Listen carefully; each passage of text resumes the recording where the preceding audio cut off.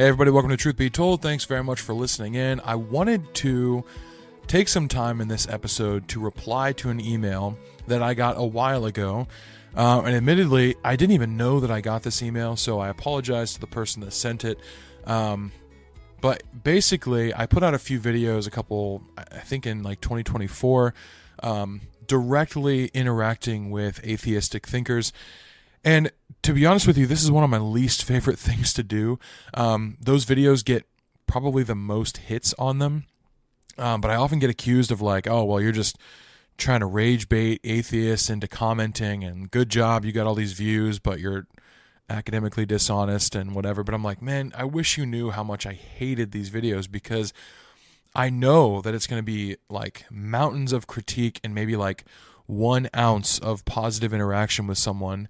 And I really don't mind that someone thinks differently than me. I don't mind that there are atheists in the world that, I know so many that are good people that really want to discuss things with you in a fruitful way for everybody involved. And that's great. I love those conversations because I feel like we honestly sharpen each other through the process. But so often in these atheistic videos, or videos refuting atheism or challenging atheism or whatever, I just get a lot of rhetoric, like copy and pasted, and that's not super enjoyable. But I did receive this comment. The reason I probably didn't see it is because during that time, like when I get such a mountain of critique and just like, just people bad mouthing, honestly, it's not even critique. If it was like genuine critique, I could take it a lot better, but just a lot of bad mouthing. Often I just like walk away for a while and just chill. So I probably just didn't check my email, and then maybe at one point I did and was like, I'll get to it later. But time has passed. A lot of time has passed. So I felt like this was a pretty interesting email that I wanted to respond to. Hopefully we can go through it pretty quickly because it's pretty lengthy. This was written by Dan Edwards. I don't know, maybe he's still not listening or not listening anymore or whatever, but I apologize for taking so long to reply. But I thought he brings up a lot of very strong atheist points, or at least common ones, and so it was worth responding, both for atheists who have these questions over and over again, because I think his core question is one that respectful atheists will ask, but also for my Christian followers who might find themselves in similar situations as they share their faith with others and come across those that don't believe like they do or actively hate what they do. But this is what Dan writes. I just finished watching one of your YouTube videos. Oh, by the way, we're going to go read through parts of it, and then I'll kind of break it up into sections and respond like as I get to certain points. I just finished watching one of your YouTube videos. I do applaud you for your communication and articulation. It's very kind. You seem to be an intelligent individual. You seem to be. With a good handle on your vocabulary. Unfortunately, you have committed many logical fallacies. Well, all right, let's hear them, Dan, because I know logic pretty well, but I'm not immune from making mistakes. So let's hear what you have to say. In addition, your main position is divine authority. God is God. He transcends time and space. Therefore, we cannot question him. No, that's not true. This has never been my point. Instead, especially in the video that he's referring to, which I believe was discussing how scientific inquiry cannot prove or disprove God's existence. My point was that God definitionally, like when I say the word God, yes, I'm referring to a being who I have a personal relationship with, but definitionally the word God means supreme transcendent being. Like when a Christian discusses this with people, this is the idea that we're discussing. So God definitionally transcends time and space, and therefore cannot be proven or disproven through the scientific method. And there's a lot of things we do this with. History cannot be proven or disproven through the scientific method. Logic, which it seems Dan is very into, cannot be proven or disproven through the scientific method. Science is a limited field of study, and we need to start being honest about this, because science has almost become like a god for people. Like, especially when COVID was around, people would be like, trust the science, trust the science. I'm like, I'm not saying like question all authority and like reject or deny like test results or anything like that. But trust the science became a mantra that people did blindly. And even what people mean by science is very different sometimes. But science is a field of study designed to observe and test the natural world. So God definitionally being outside of the natural world, meaning he created the natural world, falls outside of the scientific purview. But no, we're absolutely allowed to question God, asking him questions, or even coming to him with some frustration. This happens all throughout the pages of Scripture, and I have never said anything about don't question God. That's not even something I've alluded to. It's just not something I believe at any level of my being, so I wouldn't have alluded to it. If I did accidentally in some like misplaced words or something, I apologize, but hopefully that clears it up. He says, "This is your position as you have stated. What a horrible way to live your life. Science tries to falsify its findings. Religion just says, trust me." Well, okay.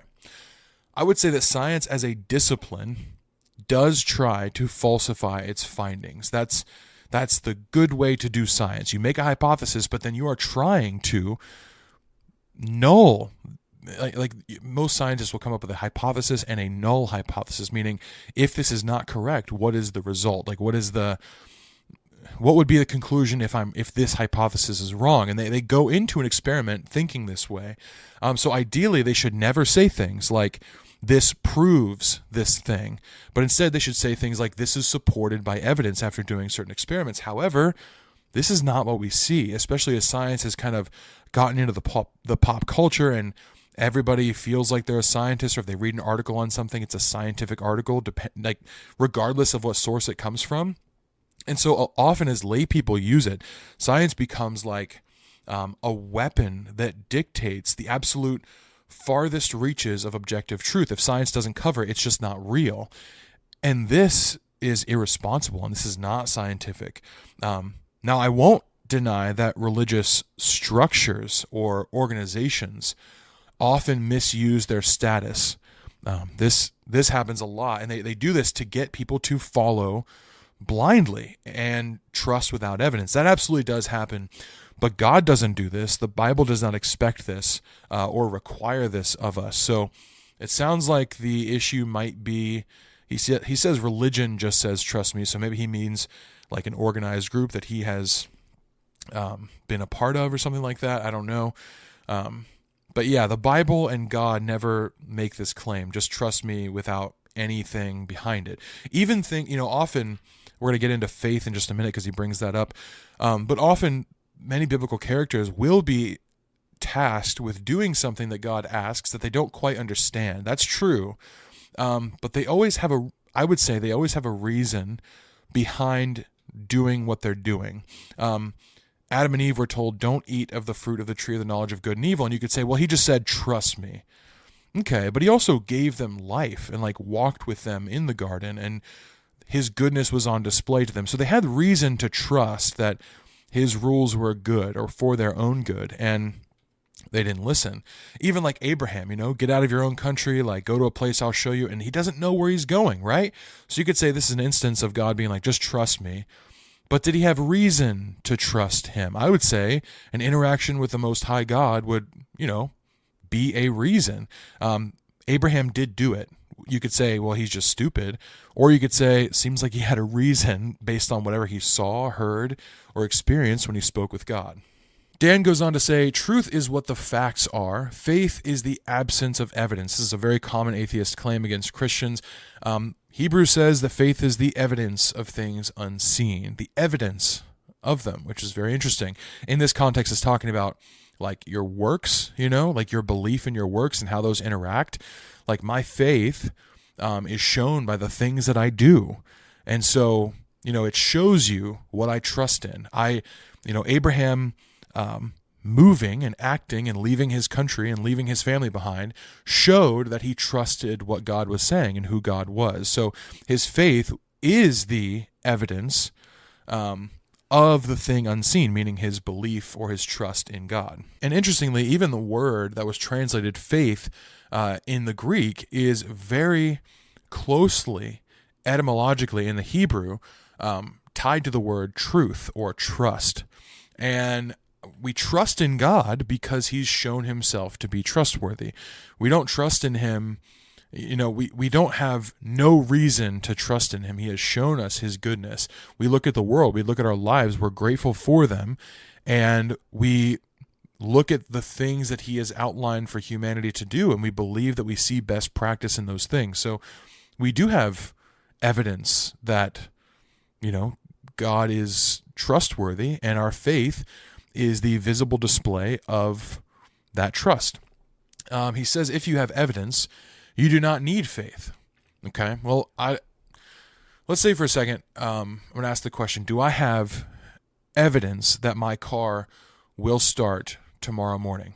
I have experiential evidence, yes, but every single day I go out and I trust, meaning faith, in that evidence, in that experiential evidence that it has started before, that it has gas in it, that I've taken care of it. I trust in that evidence. It's not proof, right? It's evidence, but I trust in that evidence by trying to start it and drive it. Even if I had proof somehow that it absolutely would start, I'd be using that proof to further trust with my actions. So I would say you're closer to saying if you have proof, you do not need faith, because then you just know, and I understand kind of what you're getting at, but you said if you have evidence, you do not need faith. And I would say, no, it is by the evidence that you show your faith in your actions by trusting. He continues, Christians have no evidence for God, therefore they use faith. Oh boy, okay. Existence of Jesus, historical, verifiable existence of Jesus. We have greater manuscript evidence for the resurrection than any other historical work. More historical evidence for the existence of Jesus and the claims of his miracles and what he did while he was on the earth than literally any other historical figure from his time or relatively around his time. So you trust in people like Alexander the Great, but we have far less manuscript evidence of that. You believe that what was written in Homer's The Odyssey is correct, but we have far less manuscript evidence verifying its validity. We also have things like objective morality, which we'll get into in just a minute.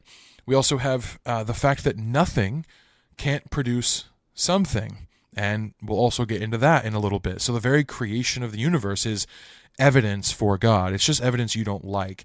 But yeah, Christians do have evidence for God, and this provides us with opportunity for faith or trust through our actions. He asked the question, why do Christians do this? Fear. He gives an answer to his own question, which I'm not super a fan of, but I guess I understand it because he's writing to me in an email. Why do Christians do this? Fear. Fear of death and fear of the unknown. This is how religions got started thousands of years ago. Humans are weak, and they're very uncomfortable not knowing. Humans are fearful of death, therefore they invent religions and gods to fill their gaps. Christians would much rather feel good than to know the facts. Okay. It's always interesting that atheists believe themselves to be these transcendent thinkers. They'll make generalities about humankind. Humans are weak. Humans are stupid. Humans are gullible. Humans believe in the supernatural with no evidence. But not me. I'm transcended above that. I'm better than that. I'm smarter than that. I'm more enlightened than that. Okay, so you want the facts, right? Christians would much rather feel good than know the facts. You say the facts. So you know then, since you're so enlightened, you know what happens when you die. You know that. No, you don't know that. Do you have proof of what happens after you die? Do you know what you not only know like you have evidence, but you know it like you have proof. Like you can show me what happens. If not, then all you're doing is also filling in a gap in knowledge. That's what all of us do when we don't understand something, when we look to the evidence when we don't understand something and don't have proof for something, or something lies outside of the historical, the scientific, the logical, the literary, whatever. We make educated guesses based on the evidence. This is what science does. So why do you have a problem if I do this with my Christian faith? To me, it makes the most logical sense, the most rational sense that God created things rather than things came from nothing. This is even well within the scientific community, but I can't show that to you in a way that's going to be satisfying for you. But I do just want to point out that all of us have a lapse, or I'd rather say a gap in knowledge about what happens to you after you die. And you're saying, well, I don't fear this like Christians do. I know better. I want the facts more than I want to feel good. Okay, well then what are the facts? Enlighten me. Tell me. The best you can say is, I don't know, which at least opens you up to the possibility that God is the rational answer to that question. But you don't have proof of this, so I would say you're filling gaps just as much as Christians are. He says, here's a brief list of things that Christians believe that are actual stated biblical truths. He says that seems to believe these magical things. He might be saying they seem to believe these magical things, or maybe he's saying the Bible seems to believe these magical things. I'm just going to go through them one at a time. I'm not going to walk through every single one of these. I think many of them can be kind of grouped together. But he says rainbows are a sign from God. This is one thing the Bible says that Christians should believe. I'm assuming his difficulty with this is that we know how rainbows physically work. But this doesn't negate the fact that God created that or could use that as a sign to people. So, I don't really know what the objection is here. It doesn't logically follow if this is in fact where he's coming from. Donkeys and snakes can talk. Okay, miracles again. Snakes can talk. Satan appeared as a serpent, but he wasn't truly a serpent. He was an angelic being. Water can be turned to wine. Another miracle. Oh, man can walk on water. Miracle. 2 loaves and fishes can feed 5,000 people with leftovers. This, I think, points out that this person has been an atheist for a long time and is just kind of throwing stones at this point, because he doesn't even quote the Bible very well. 5 loaves and 2 fish, not just 2 loaves and fishes, but 5 loaves and 2 fish. The belief is that they can be multiplied to feed people with leftovers, not that you had just 5 and 2 and everyone took like a molecule of bread or fish, but that no, they were multiplied. I believe this is a miracle. A man can spend 3 days in the belly of a fish and survive. I'll up the ante here in a couple different ways. For one, God prepared the fish in some way. Even that was miraculous. Whether he created the fish or caused it to be hungry or brought it to that position in the ocean, I don't really know.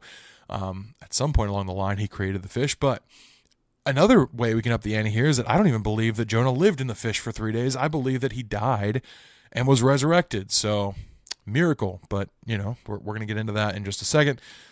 He says sticks can be turned into snakes. Miracle. Jesus has a flying white horse in a return through the atmosphere one day. Metaphoric language, but sure, miracle. I do believe Jesus will descend through the clouds just like he left through the clouds. If he does it on a horse or something that looks like a horse, that'd be pretty sweet. I kind of hope that happens, but I do believe metaphoric language is being used. Decomposed bodies of Christians will rise up out of their graves and meet Jesus in the air. This is a very clear attempt to use kind of sarcastic language to make something sound very silly, which is a straw man argument. You point out logical fallacies, but you're kind of doing them all throughout this email. No, decomposed bodies are not rising to meet Christ in the air. Mortal puts on immortality. We're transformed through the resurrection. We're not zombies. So again, the problem you have here is with miracles. Then Noah collected animals from all over the planet, including penguins and polar bears from the Antarctic. I mean, oh boy, I don't know where you're coming from with this exactly. Much of the scientific community believes in something called Pangea, where all the land mass was in one central place. So, animals getting from there to the ark is not impossible. But that's just one possibility of how this could work. Many Christians believe in a localized flood instead of a worldwide flood. Many Christians believe that there wasn't every variation of species that we have now. So maybe there were like 3 kinds of birds that, adapted to various environments and multiplied in different ways with, I do believe in like microevolution through adaptation. So there could be a variation in the species of bird, Noah and his family. Now we have, the very much diverse population across the globe that we have now. So many people believe that's how it happened. The ark wasn't quite as full of like every single bug and whatever. That's a way, but also, God was the one that collected the animals, not Noah. So it's not like he had to walk across all of Pangea. God, who created the animals, summoned them to this central location, and there's that. So I don't know exactly what the problem is with this. I would say it still falls under the broader topic of miracles, which we will kind of cover in a broad, sweeping way to kind of cover all these things. But this is where he ends. He said, I could continue quoting of the Bible, but I think my point is made. I kind of wish you'd quote it just a little bit better, because it felt very cherry-picked from atheistic sources rather than actually reading the passages themselves and seeing what the Bible actually says of itself, or seeing how Christians have understood these things, throughout time. But okay. Yeah, I kind of wish you'd quote it a little bit better if you're going to have this kind of discussion. He says, the Bible is full of mythology and magic. Why does someone like yourself, who seems intelligent, believe such things? This, I think, is a really good question, and a very fair question.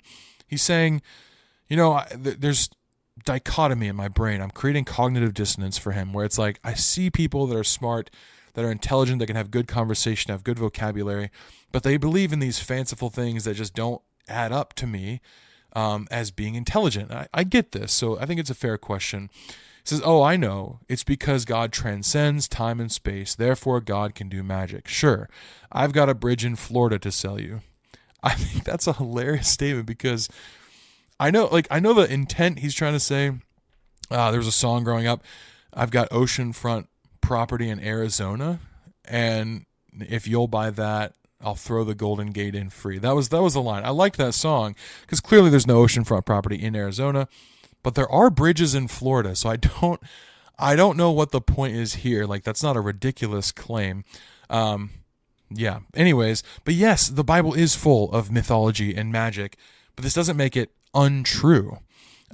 You discrediting it by calling it fanciful or magic or mythological isn't actually evidence against it. It's just slanderous, which I don't even care. Like, if you want to call miracles magic, like, if that's the word you want to use for those phenomenon, like, whatever, that's not the word the Bible uses, but if that's how you need to think about it, whatever. Like, the same thing is happening. So that's fine, but it's just like, just be aware that you're not actually providing evidence against these things. You're just saying they seem dumb to me. But also, if a person does believe in a God who created all things, then the rest of this stuff is like a cakewalk. It's very easy, if you created all the animals, to then summon them to one location to get on the ark. Now, I realize that your problem is that you don't believe in God, but saying, well, you believe that God can, do things that humans can't do on their own. Okay. Yeah, I do. You're right. But that's not evidence against God. If I said, like, a parent lifted a child in the air, and you said, well, babies can't go in the air. It's like, okay, well, it shows you either misunderstand the ability of the parent, or you misunderstand what is being claimed. That's kind of bad faith, I think. But let's turn to miracles for a second, because many scientific thinkers can't get around this. This is a big stumbling block. The supernatural, I know that sounds like ghosts and things, but no, the supernatural just means anything outside of or transcendent of the natural world. The supernatural is tough for the scientific community, and not all of them. There are several Christian scientific thinkers. But for all the scientific integrity that community is supposed to have, no one can scientifically prove where the universe comes from. This is a gap that all of us have to address. However, most people agree, I don't want to put you in this box, maybe you don't, but most people agree that before there was matter, there was nothing. And then things began to exist. So we're asking the question, well, what caused that? What is the reason behind those things? And the laws of science clearly state that out of nothing, nothing comes. So non-matter cannot create matter. This doesn't make sense. Nothing cannot make everything. Now, presumably, you believe in the beginning of the natural world. Man, it's tough, because some people will want to say the universe is eternal. I don't know where you stand on this, but many scientific thinkers, I think the general consensus of the scientific community right now is that the universe began to exist at a certain point. But if you believe this, then in some weird way you do believe in the supernatural, because whatever was creating this, whether it was nothing or God, was outside of the natural world. So something had to supernaturally happen in order for this to occur.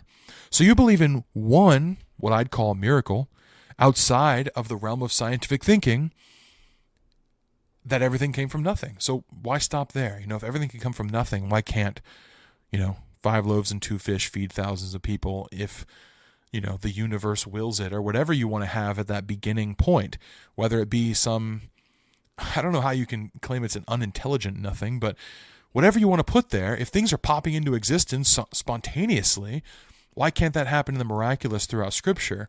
I think you have to say you either believe in the supernatural, in which case miracles are not difficult, or you have to deliver some sort of other explanation for how the universe came into existence, in which case you're not really in consensus with the scientific community, because they believe that, you have to say that the universe did not come into existence but has always existed, and that's not what the scientific consensus is at the moment. So if you want to be tied to science as this wonderful thing to follow, then you have to conclude that. And if you want to follow that and conclude that, then you have to say that the universe had a beginning, in which case something outside of the natural world began the natural world, so something supernatural. Okay, that's a long-winded portion. He also says, let me appeal to your morality. You claim that objective morality comes from God. Really? Yes, I do. God commanded Abraham to kill his own son, Isaac. Would you kill your son if God commanded you to? God drowned thousands of humans, including babies and pregnant women, when he flooded the earth. God commanded the Israelite to kill all humans, including babies, and to rip open pregnant women.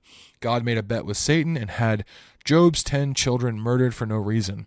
God created a place called hell, where he's going to send millions of people to suffer forever. God created evil, Isaiah 45, verse 7. This one's real quick to just refute. The word is calamity, not moral evil. So big difference there. You got to just look into the word there. But point taken, he keeps going. God commanded a rape victim to marry her rapist. God commanded a woman to have her baby aborted, Numbers chapter 5. That's not even remotely true.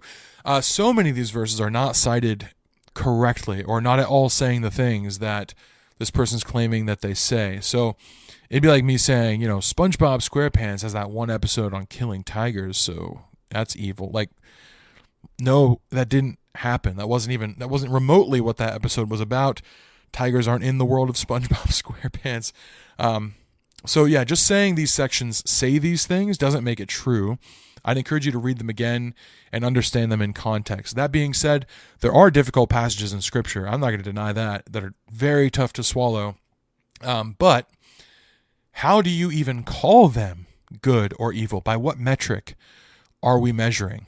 If there's no objective, then it is only evil to us, but not truly evil. So you can say, I believe those things to be evil, but maybe I don't. Or maybe they didn't. Or maybe other societies don't. It's really all dependent upon what you believe, what you think, your truth. To people in the biblical times, if there's no objective truth, these things might have been just as good as we perceive other things to be.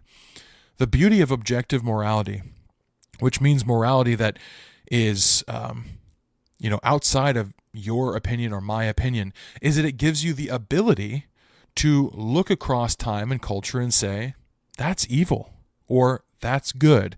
Not just for me and you to decide it truly is evil or good, objectively speaking. You're making a statement about morality. So you're looking at these sections, you're saying these are objectively evil, but without a God that is outside of human opinion or reasoning or whatever, you don't have anything objective to point to. You have human opinion, you have societal collaboration, whatever, but there's no objective standard. It's just what you think or what I think. The only way you have that ability to make statements about reality is if morality is objective, which I believe that it is. Now, there might be a number of things that we need to understand better. We might be wrong on morality at certain points. You might think something's right that I think is reprehensible, and I might think something else. But the point of objective morality is that there's something transcending our view or our opinion that makes it right or wrong.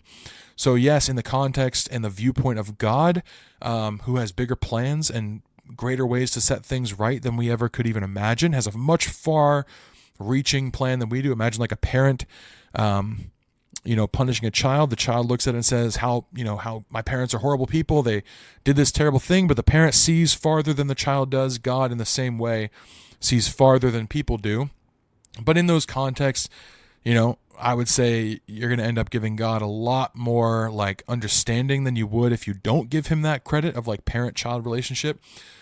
But really, at the root of it, as I said before, we can't even discuss this and say that they're truly wrong things in the Bible without an objective standard, without saying that people should live by this or shouldn't live by that. And who makes that standard? Who gets to decide? I would say it's God. Who would you argue that it is? Your grandma, your grandpa, your community, your country. Like, who gets to make that standard? I think it's objective outside of humanity, and that points definitionally to God. He says, I could continue, getting close to the end here. I know this is a longer episode. I could continue, but the God of the Bible is not good or moral. The God of the Bible is an immoral, kneecap-breaking thug. The God of the Bible is not real, but the men who invented him wanted to control your mind. Which men? Like, it's not really stated here. Are you talking about Moses? Talking about Abraham, Joseph, some of the patriarchs? Are you talking about these people that had to go through unbelievably difficult, tough things for the sake of what you would claim to be is an illusion that they were creating? This doesn't make a lot of sense to me. Is it the kings, the judges, the apostles, my pastor? Is it people who lived in these different time periods, shared one unified goal to keep the general masses in check? They just passed it on one person to the next. This is like what you're describing is a secret society of people who wanted power so badly that they never once slipped up or had conflict of interest between each other that exposed them. And I challenge you to name one instance in all of mankind that this has happened, this level of deception without anything going wrong. It can't. People are not that good at, even in their own lives, keeping lies straight to deceive people, let alone across thousands of years. It doesn't exist. That's not real. So you're kind of making a claim with that I don't think you can back up. He says, establishing an unquestionable being who transcends time and space, who is all-powerful and all-knowing and cannot be questioned. Well, isn't that convenient? Ironically, they also claim that this God wants to have a relationship with us humans, but he is the grand champion hide-and-go-seek player. This God who claims he wants to know me is nowhere to be found. Again, he is able to be questioned. He asks us to test him in his word. He gives us proofs of himself in prophecy and in morality. Taste and see that the Lord is good. This is a Bible verse telling you to try God's way and see that it is true and best practice. And then you say nowhere to be found. Christians across the globe claim to have found him. If you'd like to find him, maybe ask one of us to help you. I mean, I'd be happy to. Shoot me another email. How do you think Christians give 10% of their hard-earned money to the church? Okay, this kind of switches gears, but I think this really gets to the root of why he's frustrated. It's not because they want to. Fear. They fear the very God they serve. Or they just believe in him, right? People give money to charities all the time, not because they fear the charities, but because they believe in the causes that the money supports. People pay way more than 10% in taxes constantly. And yes, while there is a penalty for not paying those taxes, I don't live in crippling fear every time I'm doing my taxes that I'm going to go to prison.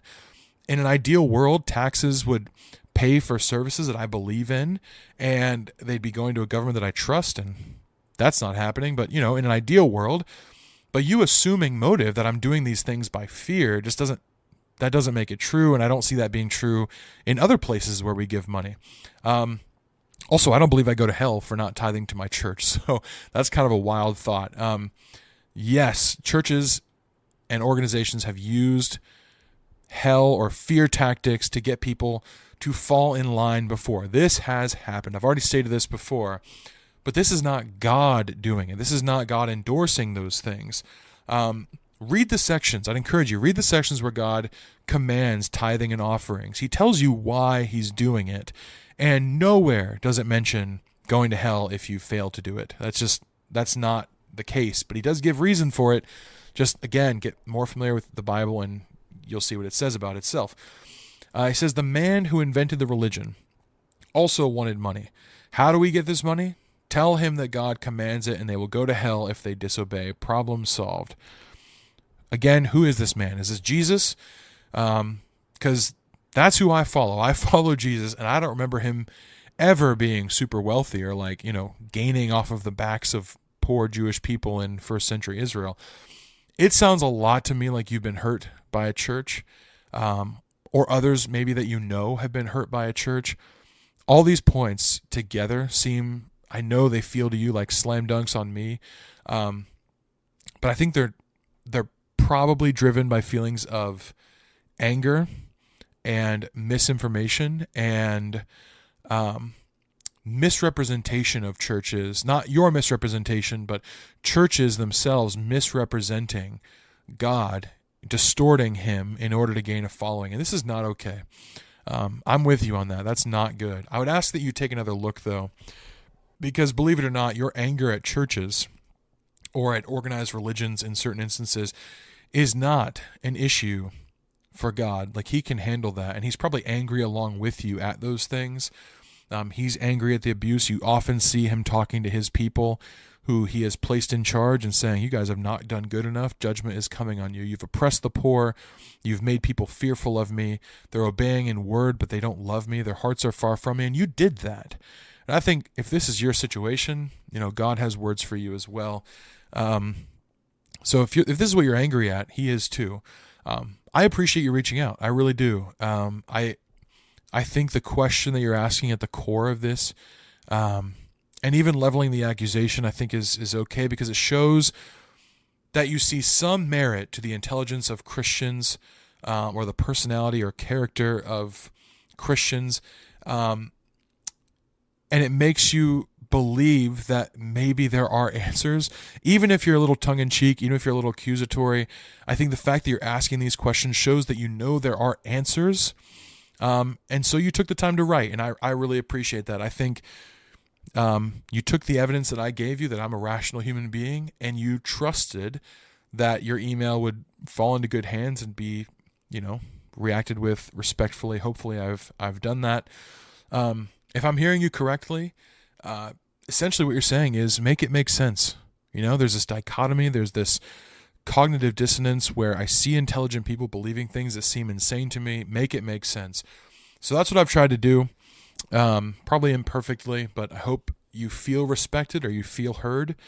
Yeah, I was a little tongue-in-cheek at certain parts too. I think we can go back and forth. That's fine. But if you're serious about looking into this stuff, like if you really truly have these questions and you weren't just trying to slam dunk, you weren't just trying to, steamroll me or straw man me or whatever, but really you have these questions, which I perceive that on some level you do, I would encourage you to consume Christian content, or to at least continue to consume. You at least watch my video, but consume some Christian content, assume some apologetics and some theology, not to brainwash you at all, but let us answer the questions you have, because you aren't the first one to have these questions. Christians have been wrestling with these things all their lives for thousands of years, and we've come to some very interesting, I say rational, conclusions that a lot of atheists don't take the time to hear out. So yeah, listen to some Christian content, see if there are answers to what questions you have before leveling them as accusations against others, and then decide for yourself if it really is just a fear of God or some crippling fear of doing something wrong and being punished, or maybe they found answers that actually make sense of the things that are kind of frustrating or confusing to you. I think apologetics will give you gentle answers, or at least potential answers to your questions where there seems to be dichotomy, like, well, it says this, but you say this. God is good, but look at this. That's what apologetics is for. Theology, I think, will gently give answers or potential answers about the context of Scripture, which will be helpful in some of your arguments and in understanding some of the things that you've kind of cherry-picked out of the Bible to use to, make points. I think to look at it in context is very helpful, and theological study will do that. It's very clear that you're well-versed in atheistic rhetoric, but try steel-manning Christianity for a while so that when you're facing it, like if you're right, I think we're both trying to seek truth here. So I need to steel man your arguments and you need to steel man mine.